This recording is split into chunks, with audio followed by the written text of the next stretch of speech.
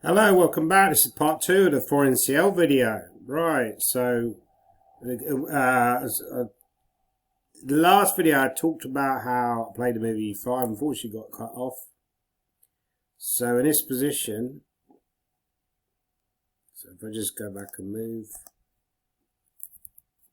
hang on, what are we doing here?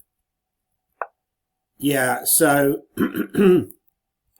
I went E5. My opponent concretely took on C5 as a move I missed. And he went bishop E4. So, oh, okay, now he's threatening C4. This was a big problem. And I had a few issues. So I decided to play the move Rook D7. It was kind of a bit dopey here because, to be honest, I did go Rook D7 and I thought, yeah, he can go bishop F5 and I can come back. But what it didn't occur to me is where he played bishop F5 was that if I go Rook E7, he might be able to play the move B4. Although, to be honest with you, he actually mentioned a variation. After B4, there's bishop E3, knight D6. I can take and go Rook D8. So probably you don't go knight D6. You probably play some other move here. Maybe bishop back to E4 is possible. Or some move, yeah, maybe some move like bishop E4. No, that's probably not the best move. Not sure what white should do here. I think king E2 is also an option. Is that an option? No, it's not clear actually. Yeah, maybe you castle actually. Maybe you castle. Yeah, that makes more sense, right? Yeah. And position very unclear. Now this could have occurred in the game, but instead of this, I kind of decided to curtail the game because a part of me was thinking about the long journey back. As it turned out, it took me 9 hours to get back. So it's understandable that I'm like thinking a lot about this long journey back. Basically, I went to Milton Keynes, but I did spend a bit of time in the Pret getting some food. So I got a taxi, went with Mark Hebden in the taxi, and I got some food. And when I got there, Mark got the train. I've suddenly realised how hungry I was. I got some food from Pret, which is next to the train station. Then I got on the train, but there was a big delay around about Derby. The train was completely packed from Birmingham New Street, which it normally is. Unfortunately, on a Sunday night, it's normally chock-a-blocker. They apologised, but it was very, very crowded. First class was more or less empty. They could have let people sit in first class, didn't. People were complaining about that. You could barely stand up. And then, yeah, so eventually got home about 11:30 to Alnwick, where I live in Alnwick. So, given I left approximately just after 2, it's not much. Essentially, when you play the 4NCL, most of the time you're travelling. You know, it's not much fun. Or I'm travelling. Obviously, if you live in London, it might only take you 2 or 3 hours to get home, right? Anyway, Mark mentioned this game that he plays. I will show this game. Just some of the interesting moments. This is a line I played myself as white. It's a very good practical choice, I think. Very solid choice. If white had gone queen e2 instead of a4, he would have this irritating move queen e3 here, hitting the pawn here, pawn here. This is a typical trap in this line. But he's gone a4, so he's avoided that. He went rook e1. Yeah, Mark kind of criticised that move after game. It's probably not the best move, but I think just out of, yeah, I think you can also play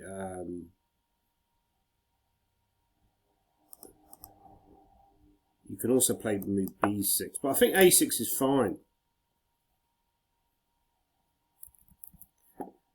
How do you? Yeah, I need to move this because I haven't got the reverse buttons and everything. So I move the camera a little bit.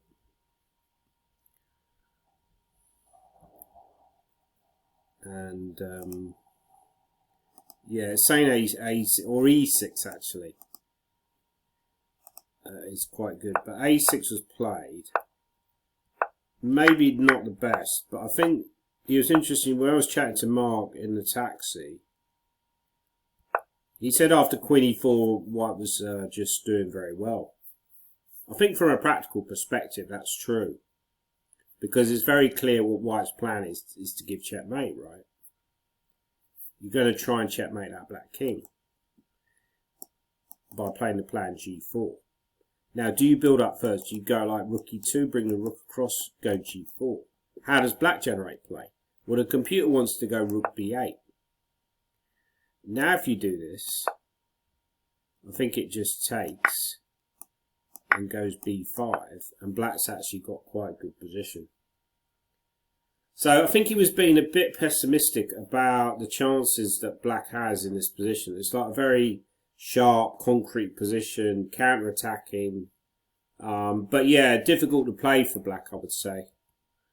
But I think it's interesting when you reflect on a game immediately, you know, without any deep analysis, you're often thinking, well, that was the reason I lost. I played that move H5. My position was very bad. In fact, when you dig deeper, the real reason for the defeat comes, you know, from a different angle, or comes later. So I think rook B8, I think, was probably best. Rook D8 was played as maybe not very accurate, because I think actually the rook, ironically enough, is better there because it defends this whole complex on F7.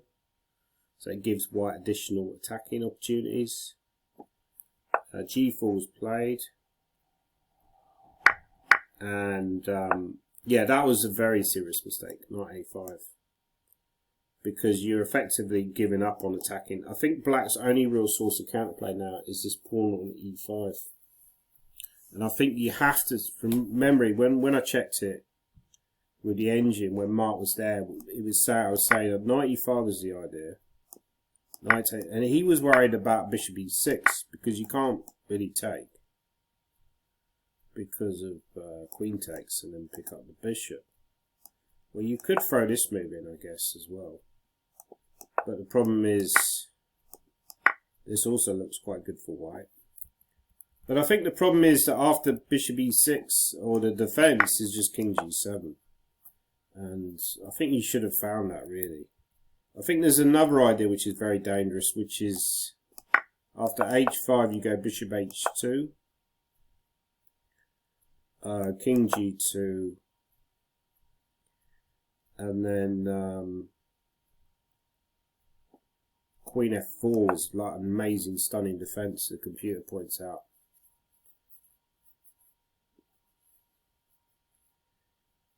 And although it's better for White, you know, black should survive this, really. Yeah, it's given lines like this.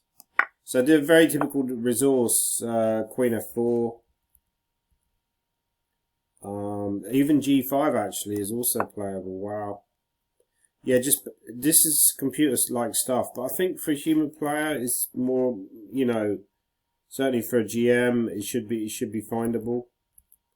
It's not that difficult. So I think maybe it was partly the early morning game. You're not really woken up. Maybe you had a few pints the night before, and it's always the case in the 4NCL that the Sunday morning game is always a tough game. But tough for your opponent as well. So yeah, I think knight A5 is a very serious error, because now it's not clear whether there's a better move than just going back with a knight. Queen B6. And then, yeah, this is not great for black. I think maybe this is too straightforward. Yeah, you got all these horrible threats. Now I'm threatening knight F6 followed by queen H8 check.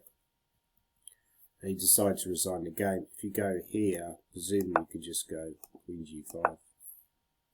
Although there's other ways to win. I think knight F6 anyway is very good because you're still threatening this check. So I think effectively the losing move was knight A5 and not actually the moves earlier. So yeah, interesting game I thought, because just the fact that you can run into this like terrifying attack, but in fact black still has very good attacking business. Just want to look at that variation again with rook b8. The rook b8. So if you go, yeah, white should go for a slow build up. b5. So how is that? Bishop d3, and in fact black is just fine. Even rook bd8. Wow. And then you give up this pawn, and then yeah. As long as you grab e5, it makes it much harder for white to break through with an attack. Right, well, I just want to actually quickly go back to this game again, because I haven't analysed it with the study. Right, let's have a quick look. What are we missing?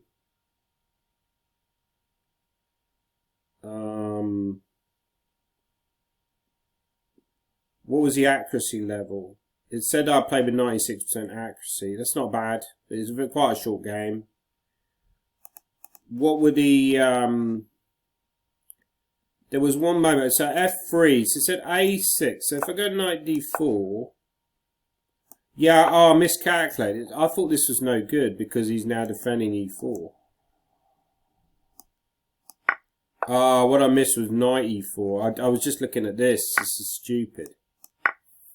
Yeah, I missed that I could take here, and then which is really kind of obvious, right? I mean, it shows you can give up on variations too quickly.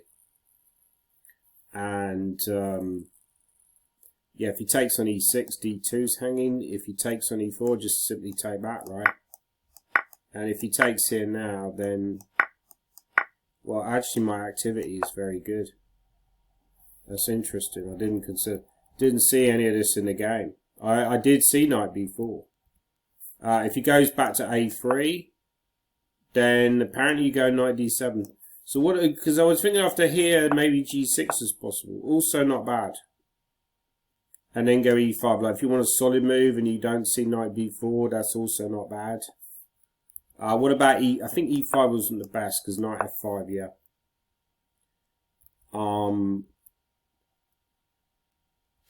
Interesting. Yeah, so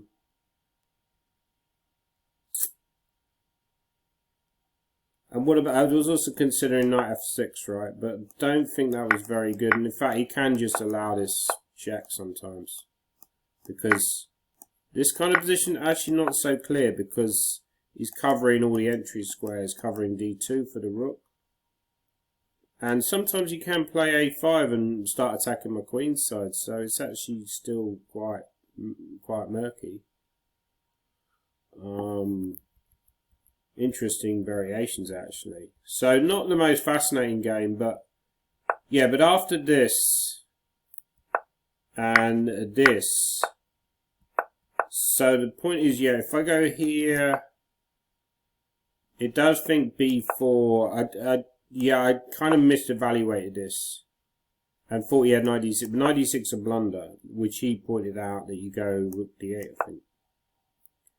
And that was, or you take and go rook d8, I think. Well, in fact, you can take and go bishop c6, but rook d8.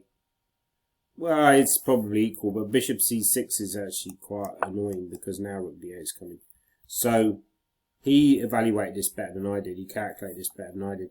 But I think after this, you castle and white's better. So in fact, my decision to take a draw probably wasn't the terrible one.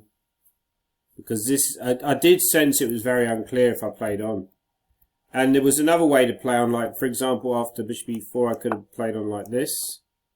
But then he's still got this knight c7 move, right? And there's no way I'm better there.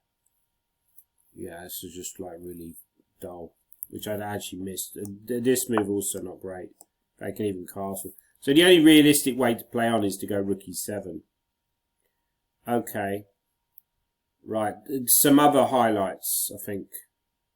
Or lowlights for our team. There was an interesting moment in the Bates game, I think, where we missed a good opportunity. So often you're looking at, there's one or two moments in the games that were critical.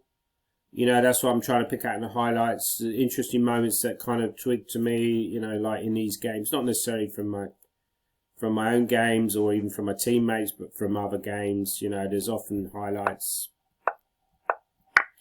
So I played this guy Lucas Cyberorski, Capelle Legrand, many years ago, around about 2005, I think it was, 2006. Something where I finished quite way up there, and I got like a 2650 GM norm level performance. I think I was already going to become a GM by that point, but it kind of put the icing on the cake. And I beat Lucas with black in a Dutch. One of the few times I ever played the Dutch, and Simon Williams recommended against to me, and I played it and I won. But he's obviously a very good player. He used to be 2550 plus. He was when I played him, but we've all gone down. 94. Yeah, and I think here, was it around about here? I think the computer just says that black could go at c5. I don't know if it's here. Maybe f6 is okay, right? Yeah, no, I think it's... Yeah, can you go c5 here? Yeah. I think that was the moment that Richard kind of started losing the thread a little bit. Clearly some slight pressure for white. Unpleasant position against a strong player, but point is, if you take here, I go f6. And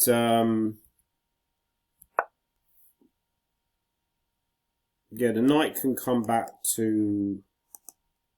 No, knight doesn't come back, but you go c5. Yeah, it's black is holding. Black is holding. But in the game, that didn't happen, and bishop there was also quite a bad move. I think, from memory, already an unpleasant position, but you had to go bishop e6. And you're still actually okay, because you're more or less holding all the entry squares. So, yeah, I think Richard might well have held the game, but he was getting short of time, and he went bishop g6, which was really quite a bad move, because now after bishop c2, the very clear threat is knight h4, and Richard started to realise that this knight is in trouble. So you got to go like just move the knight, but f5 was like a shocker, because now you're just going to get this horrible pawn structure and very simple play for white. So we lost that game. That was a bad game. Lawrence also lost to Sonka. I'm not sure how to pronounce his first name. Balazs. Balazs. He's a nice guy actually from Hungary. He's a strong young IM, probably future GM from Hungary. I played him in Ghent. Believe he's like a potential author for Thinkers Publishing. A nice guy, quite respectful. Most, you know, IMs like who are on the up probably don't even talk to me. You know, like just think I'm a weak GM. You know, I'll soon replace that weak aging GM Gormley. But the guy's quite nice and respectful. Just nice to see. You know. So that's good. But Lawrence had a slight chance in this game. He didn't have a great position, but he had a decent position at one point. And I'll just try and get to what I think was a critical position. So all these moves are okay. c5 is a good move. Black played knight f4. Rook d6 again, decent move. Knight g5. Yeah, and I think this is the critical moment where he played king h2. Quite a bad move, actually. You know, it's, the game started to turn a little bit after that. And the computer, for example, you know, you look at this position, and Lawrence is looking at this position, you think, well, there must be some horrible threats here, like taking on h3. But the computer just says, well, these threats don't really work, because the knight on f3 is doing a really good job of keeping out the queen from coming to g5. So you either play a move like this, which just strengthens your position, or you can even play the move b5, which is just crudely attacking c6, and just say, look, I don't care. It's an interesting point that the computer just doesn't care about black's attack, thinks it's all a bluff. You know, I'm curious to know how black can generate play here. I mean, this is a very unclear position, probably. Amazingly, after this, it says you don't even take out. I mean, I would snap off. No, that's a shocker. Okay. I'm not snapping off them. What about knight? Knight takes also runs away. Then you got knight e4 and big problems. So there's quite a lot to calculate. If you take, I take on e2. This is not good for white. So what you have to do is you just go rook d1. But now you've got the d5 square, which is quite important. You know, so black has lost some control over the position. So you just give up a pawn. But I think maybe simpler was maybe just rook d1, and white is doing pretty well. You know, so for example, if black was to take and go knight e6, you go knight e2. Do captures on h3 work? No, they don't really work. You just don't have... This is the sort of thing that Lawrence got bluffed out by. That's why in chess, calculation is so important. You see these young guys, they just calculate so well. Like young Indian guys we hear about all the time. They just work on their calculation. They would never get bluffed out like this. You know, they would know exactly what's going on. They wouldn't fear ghosts. But it does look a little bit... Black's build up on the king side does look a little bit scary. But you think, without the rooks in the game... Bishop's not developed yet. That rook on a8 is not in the attack. How would that attack work? With a knight on f3, killing the queen on g5, stopping the queen from g5 from entering the game. I know what you mean. I would probably very easily play a move like king h2 myself. But that was quite a serious mistake, because the problem is that now after knight e6, it's not so easy to control the position because knight d4 is coming. And if you go knight e2, then there's knight g5, so the game started to turn against white. And already black has a clear positional edge now. Queen f6, excellent move. Threatening to win h3 pawn. Rook d3, another good move. f5, just piling on the pressure. So if you go back to c1, then f4 will win a piece. So this is also excellent play. Well, you're just a piece down now. So actually, the last move, maybe king g2 was a blunder, but white position already very bad. You're not actually material down here, but you're riddled with weaknesses, and we've seen that this is a tactical threat to win material. If you move the knight, then a3 is hanging. Move the knight to b1, really ugly move. But there's also f4 and rook takes f3. So already entirely busted for white, I would say. So Lawrence went on to lose the game. Rook c1 controls that. And he was already 2 pieces down by that point. Any other highlights or lowlights? There's also this game. There was one very interesting moment. I'm just going to get to the critical moment much later in the game.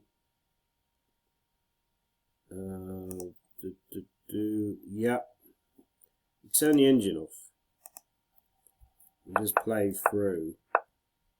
So I was watching the game because I was travelling at this point. I was watching the game on my phone, and b6 is a classy move actually. I think it's a classy move, just controlling the game. You know, it's a good move, patient move. I think. I've noticed that with Daniel recently. I think he's kind of, style has matured. He's a very patient player.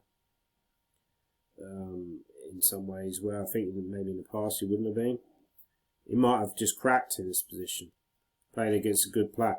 By the way, Pariglas is one of these victims of the rating deflation. A few years ago, Pariglas was rated over 2600. He's a nice guy. He's played for Manx Liberty for several years. I played him a few years ago. He played a brilliant move in the endgame against me, f5, and crushed me. But he's gone down because of the rating deflation. You're playing against all these like kids all the time who are like 200 or 300 points lower rated than what they should be. Fernandez is one of the few people who have resisted the tide of rating deflation. He's actually gained points in recent years, which shows how well he's played. Right, he could be a future British champion. Future, he very nearly got in the team, possibly, arguably, maybe could have got in the team for the England team. We'll have good chances in the future, no doubt, to get in the England team. But in this position, white went rook d1, so white's controlling the game. This is all good stuff. Queen A4, excellent stuff. This is where I was really surprised by White's next move. So I was watching the game, and White quite quickly played a move. We didn't have much time, but he quite quickly played a move with D5. I didn't really understand that move. I think he obviously just completely overlooked Black's reply. It's the only credible explanation. Because it was very clear that after Rook E8, you know, what is that Rook doing on D5? Because Queen F6 will now run into a Queen E4 check, winning the Rook. So if you go back to this position, White played a sensible move like Rook D2. Daniel would have been in a lot of trouble, I think, or a very difficult position. Yeah, still, I mean, at the moment, Black is a pawn up, so there's still a lot of work left. I mean, the main line is something like Queen D7, Queen F6, Rook G8. Wow. I mean, it's so awkward for Black to play because that pawn on D6, you have to control that. You also have to watch out. You're not going to allow Queen G7 or Queen H8, mate. So they're saying the best move here, which is incredible, is B3. Well, it's maybe not that incredible, but the idea is, I think, just to improve the king. Very tough move to find B3. I'm not sure I'd find B3. Just give that king a little bit extra space. Give yourself a little bit more options. Like, how do you make progress, though, if Black just passes forever? Let's say I went back. What's your plan? Now you go Rook D5. So he basically went Rook D5 too early, and now you're losing. So his idea was to break down that. He had the right idea, just went for it too soon and lost for tactical reasons. And now if you try and stop this Rook F5 idea, because now you can take back the Queen. You go Rook E5. Now Queen D6 will lose to Rook F5. Yeah, very difficult position to defend for Black. So Daniel would have been in big trouble, but he went Rook D5 and then Rook E8 and the game was over. And I thought, well, Daniel Fernandez is so lucky. You know, people never blunder like that against me, right? But at the same time, I think he is a little bit of a lucky player, but he makes his own luck because he plays very sharp tactical games. And often people are blundering against you because you force them to answer very difficult. You know, I'm more solid. I've got a solid style, I would say. I wouldn't say I'm more solid, but I've got a more solid style. And I'm probably not putting people on, I'm not playing as sharply. And I'm not putting people under as much pressure. So often, you know, there's an illusion with those kind of players that you look at them and you think they're lucky. Well, actually, they make their own luck because of the way that they play, and they play quite sharply, dynamically. You know, Tao was a typical example of somebody who people assumed was very lucky, but in reality, he just sharpened the game up. And occasionally he would blunder himself, but it was often his opponent making the last blunder. So good nerves by Daniel to turn that around. I mean, after that, it was really like, yeah, White had to go D7 just to keep the game going. So it's kind of a sad that you're just giving up the pride and joy of your position. And then you had no choice other than to exchange queens. So the absolute nightmare from a position where you're attacking with the queens on and a huge D pawn. You've lost your D pawn and you're forced to exchange queens. It's your worst case scenario here. A little bit of a desperate defense by White. So his idea is if you go H3, I go Rook D3 to H3. The point is Black is now 2 pawns up, so I can afford to give up one to activate the king. It's very simple. You just march the king in. He's doing all the right things, controlling the game, threatening to take the bishop, and B5 was played. Yeah, knight E7, another good move. So threatening knight D5, he's just turning the screw more and more. White decided. In fact, the bishop's going to have no good square now, so he wants to give up the pawn.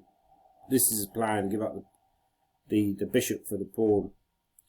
But Black's going to deny him even that chance. He's just going to go knight d5 and win the game. If you did play him like, you can't even go king a5 it. Actually, there is no good move here, because if king a5, then knight c6.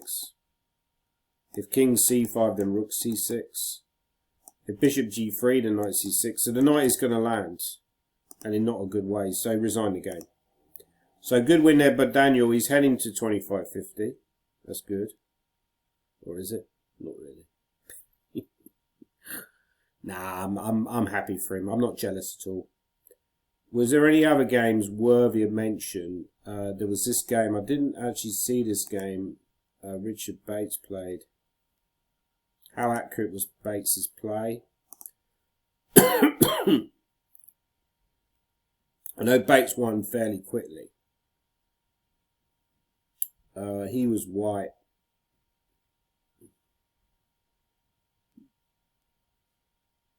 Okay, played with 100% accuracy. That's astounding. No, he's still calculating.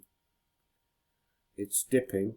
Sakarian, who's originally, I think, is Armenian heritage. He's a doctor who lives in Oxford. Or probably also attended Oxford University, I assume. Or maybe he's a doctor of mathematics, I don't know. Or is he a medical doctor, I'm not sure. I played him before, he's a good player. He's quite solid.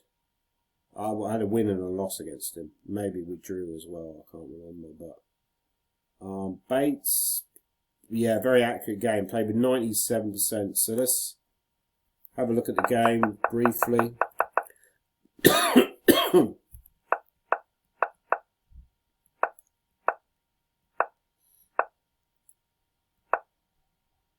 Yeah, e5, good move. Take. This is what I would have done. Queen d3, yep.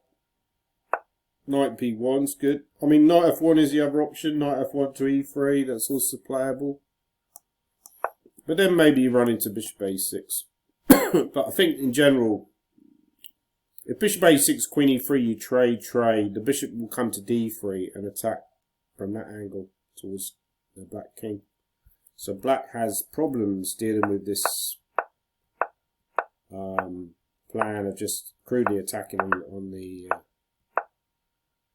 Yeah, I mean, this is actually a typical plan by black and quite a good one. That sometimes you can use the queen later on the king's side. Queen f5, a little bit of a risky move. Yeah, queen e4, I think getting the queens off was sensible. Yeah, and it's certainly in a team match scenario. Went queen f5.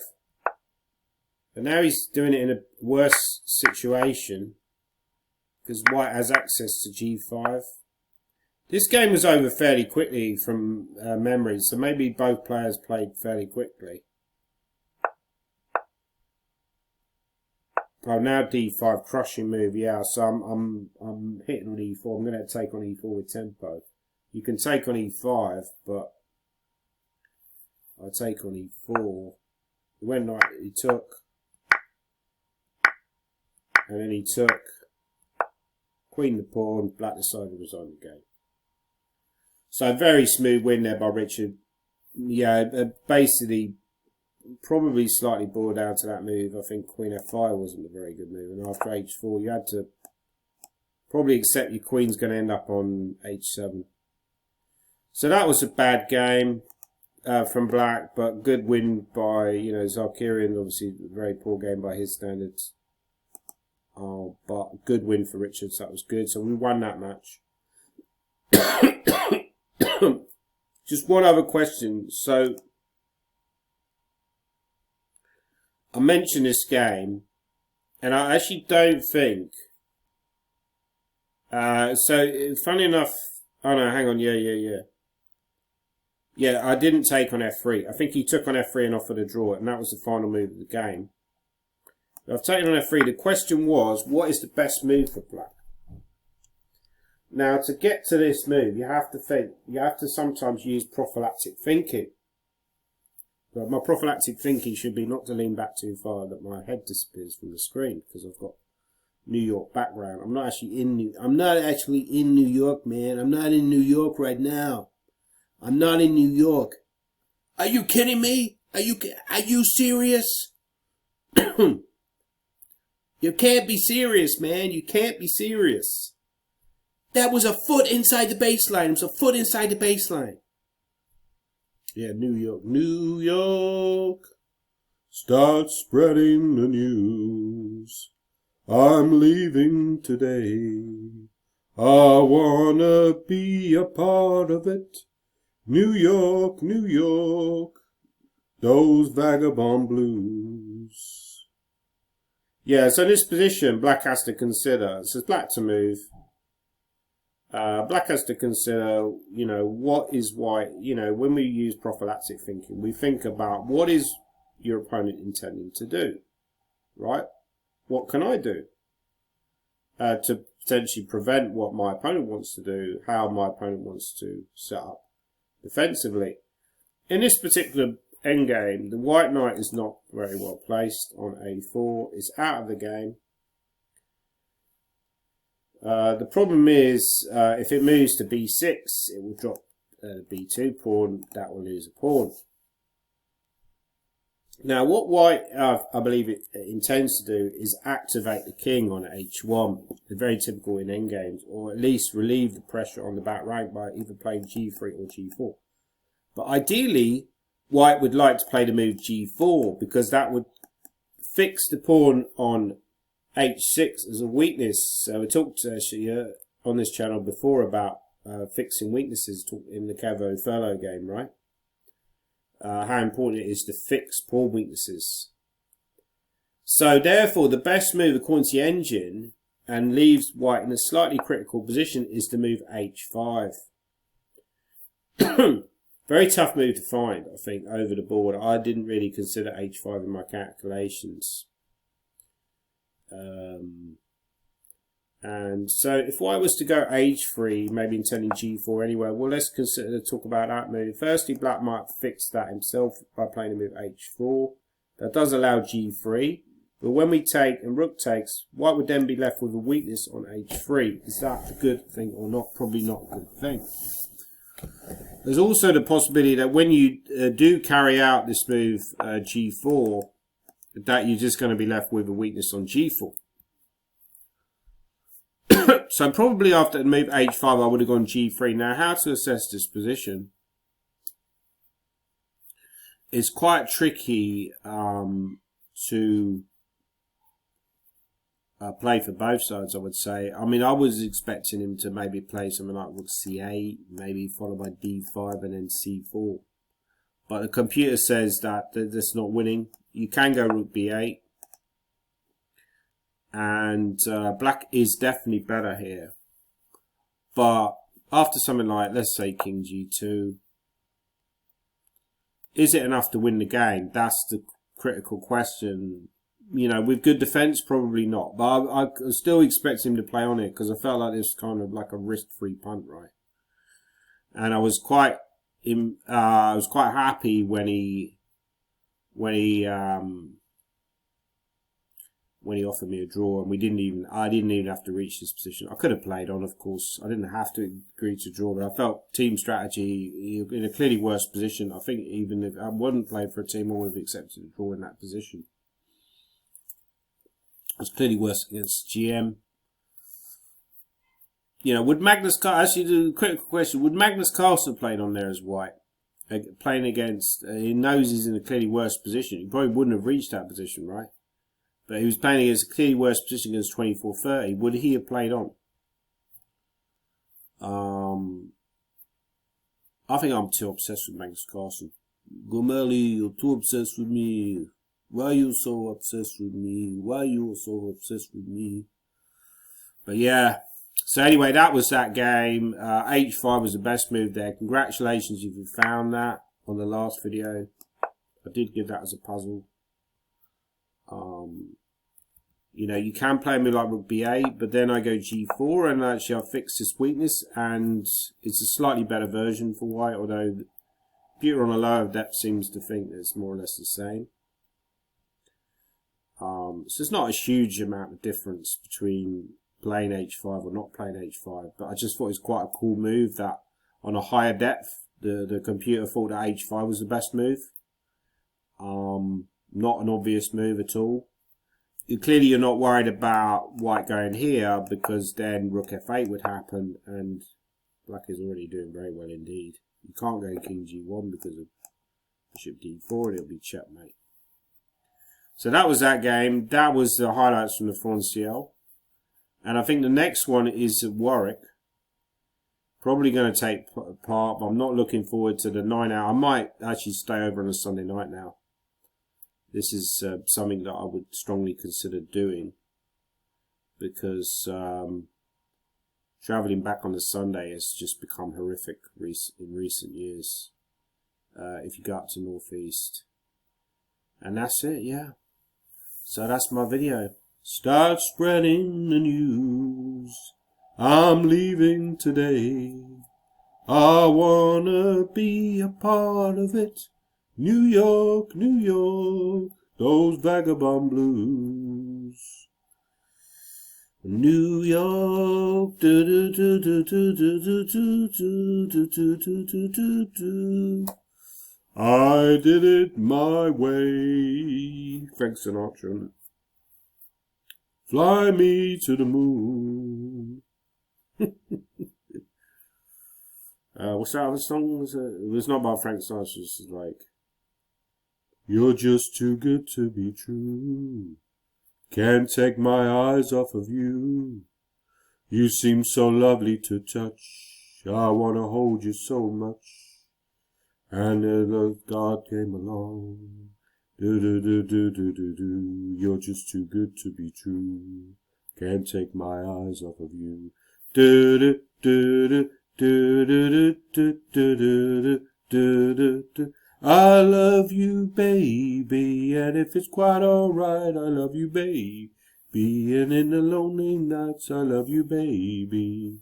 Trust in me, and I say, oh, pretty baby, and if it's quite alright, I love you, baby. Quite like that song. It's from that kind of era, isn't it? Like, not sure what that type of music, like swing kind of music was, you know, what was called, or like 1950s kind of, you know, rock and roll sort of singing music. Yeah, great. Anyway, I'll upload this video. That's enough babbling.